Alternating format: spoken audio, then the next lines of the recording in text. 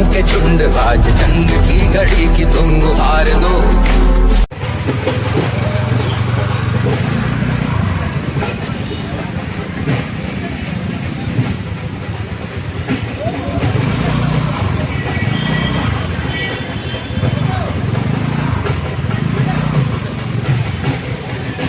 चौरसिया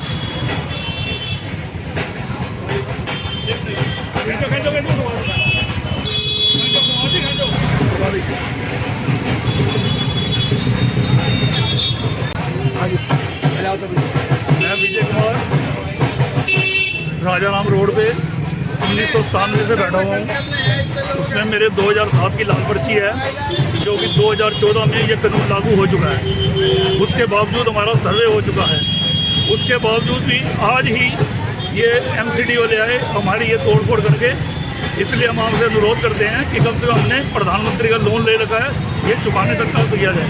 प्रधानमंत्री का लोन भी ले रखा है और हमारा सर्वे भी हो रखा है। हमारे सबके पास बहुत 20-25 साल पुराने कागज हैं, उसके बावजूद ही हमारा ये हाल हुआ है।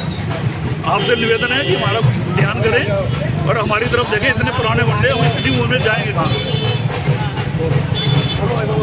बोलो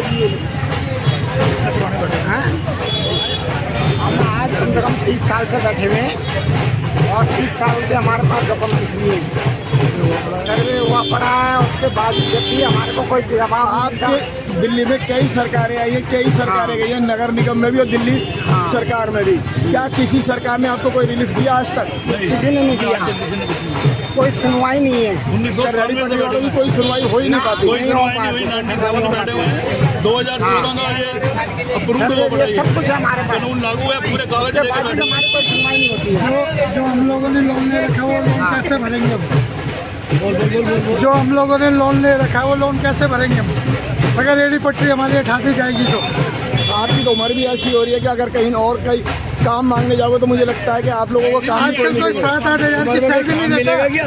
7-8 हज़ार रुपये की सैलरी नहीं देता आज के टाइम में कोई हमें। काम मिलेगा क्या हमें? उम्र देख के भगा देंगे कि चल मैं अपने घर को बैठ। आजकल 20-22 साल की लड़किन को रखा जाता है नौकरी पे, नई लड़किन को। तो सारे आदमी को कौन रखता है? सब साले चोर हैं, सारे डिपार्टमेंट चोर है। मैंने गंद बचा रखा है लोगों ने। हम लोग यही रिक्वेस्ट करते हैं हमारा धंधा पानी सुख शांति चलने दे, चाहे कोई भी बीजेपी सरकार हो, चाहे केजरीवाल की सरकार हो, चाहे किसी की भी सरकार हो, हमें रोजी रोटी के लिए मिले। अब जो एमसीडी से लोन लिया वो लोन कैसे भरेंगे हम? हमें इसका सोल्यूशन बताइए। आपकी उम्र कितनी है? मेरी उम्र है 52 साल। और आपकी? मेरी उम्र है 63 साल, 63 ईयर। रिटायरमेंट की उम्र है। कहीं और काम मांग लिया तो बोलेगा 2 साल बाद पेंशन देनी पड़ जाएगी। मैं तुझे काम पे रखूं या तेरे पेंशन के लिए करूं? बंद कर दी, पुरानी पेंशन भी नहीं लगी अभी तो बंद। अब हमारे छोटे छोटे बच्चे इनको क्या खिलाएंगे हम, बताइए? ये बुजुर्ग हैं, ऐसी उम्र पे आ चुके हैं कि कहीं दूसरी जगह काम मांगने जाएं तो काम नहीं मिलेगा और यहाँ रोजगार नहीं लगेगा तो ये कैसे पेट पालेंगे। और अभी कुछ लोगों की उम्र बीच की है, ना वो वृद्धावस्था पेंशन में है और ना ही युवाओं में गिनती है। ना तो उन्हें युवाओं के नाते नौकरी मिलेगी और ना ही वृद्धावस्था पेंशन मिलेगी जिससे कि वो अपने पेट के लिए रोटी भी खा सके। ये भी एक विचारणीय विषय होगा। देखिए लगभग सभी लोग यहाँ जो दिखते हैं मुझे 40 साल से ऊपर के दिखते हैं और अगर ये इसी उम्मीद में है कि सरकार हमें रिलीफ देगी, काम करने का मौका देगी, हम भी अपने थोड़ा घना कमा के अपना पेट तो पाल सकेंगे, बच्चों का पले नहीं पले, खुद का पेट तो पले। इनकी खुद के पेट की भी समस्या पैदा होती दिखती है।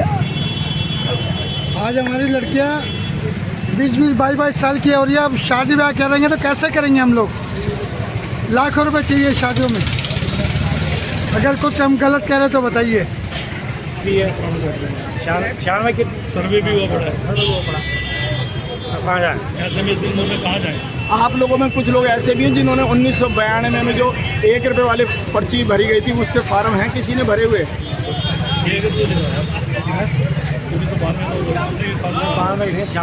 96 के 92 वाला कोई नहीं है, क्योंकि जिन लोगों ने 92 में फार्म भरे थे और जिनके पास में कागज उससे पुराने थे उन लोगों को तहबाजारी अलॉटमेंट हुई थी। मैं इसलिए पूछ रहा था ये बात। अगर कुछ लोगों पे है तो उनको इस तरह की रिलीफ मिल सकती है, सुविधा मिल सकती है, क्योंकि दिल्ली सरकार की योजना 1990 तक के जो लोग थे उन सभी को तहबाजारी अलॉटमेंट की गई थी। उसके बाद जो सर्वे हुआ है, सर्वे का भी तो कुछ होना चाहिए। हाँ। वो भी तो दिल्ली सरकार ने सर्वे करवाया। उसमें भी 3 कैटेगरी बनाई गई है 2007 के बाद में। और उस पे आपको क्या रिलीफ मिला ये मैं नहीं अभी जानता। तक तो कुछ नहीं मिला जी, अभी तक तो यही मिला जो तुम्हारे सामने तोड़ फोड़ हो रही है, इसके अलावा तो कुछ नहीं मिला। जब भी आते हैं महीने 2 महीने में तोड़ के चले जाते हैं, जब भी आते हैं महीने 2 महीने में तोड़ के चले जाते हैं। ठीक है भैया जी। मेरे साथ है राजाराम मार्केट पे जो रेडी पटरी वालों की यूनियन है, जो उनके एक एसोसिएशन बना रखी है, उसके प्रधान अनिल प्रधान जी। बताइए भैया जी क्या परिस्थिति और क्या कर रहे हो आप? परिस्थिति क्या जी, आए एनसीडी वाले तोड़ के चले गए सारे, बिना नोटिस के, बिना कुछ कहे। और जो हमारे यहाँ का प्रोग्राम भी नहीं था, दूसरी जगह का था, वो करके चले गए। अच्छा, आपके यहाँ का प्रोग्राम आज था नहीं? था ही नहीं। ये तो चलो एक अच्छा, इनसे पूछो कि मतलब कैसे क्या हो रहा है, किसकी कंप्लेंट है। कोई कुछ कह रहा है, कोई और ना ऑर्डर दिखाते हैं और ना कंप्लेंट दिखाते हैं। मेरे पास में कोई कुछ कह रहा है, कोई कुछ मेरे कह रहा पास में भाजपा के कुछ नेताओं की बयान थे जो मैंने 1 महीने पहले रिकॉर्ड किए थे। वो ये कह रहे थे कि दिल्ली नगर निगम कमिश्नर ने कुछ आपके रिलीफ के लिए ऑर्डर किए हैं। कि आपको जानकारी है उस बात की? नहीं जी, कोई जानकारी नहीं। आप पहले उन ऑर्डरों की कॉपियाँ निकलवाइए, क्या क्या रिलीफ के लिए ऑर्डर जारी हुए हैं, और अगर उससे खिलाफ जाके कुछ हुआ है तो कमिश्नर साहब को बताइए कि जी हमें कम से कम अब इस उम्र पे तो उजाड़ो मत, क्योंकि कोई 50 साल का है, कोई 52 साल का है, कोई 63 साल का है, किसी की रिटायरमेंट में 5 साल कम है, किसी के 7 साल कम है। ना तो उसकी वृद्धावस्था पेंशन बनेगी और ना ही रोजगार करने की छूट मिलेगी। तो वो खुद का और अपने परिवार का पालन पोषण किस प्रकार से करे? परिस्थिति विकट है। यहाँ पर ओवर एज लोग ज़्यादा दिखते हैं कि जिनकी की सर्विस करने में जो नौकरी में लगने वाली दुकानें लगा रहे हैं, सारे डॉक्यूमेंट सब जो सर्विस करने का टाइम था, जो सर्विस में नौकरी लगने का टाइम था, उससे ओवर है। और वो नौकरी मांगने जाएंगे तो उन्हें किस बेस पे नौकरियां मिलेंगी? क्या कहना चाहेंगे?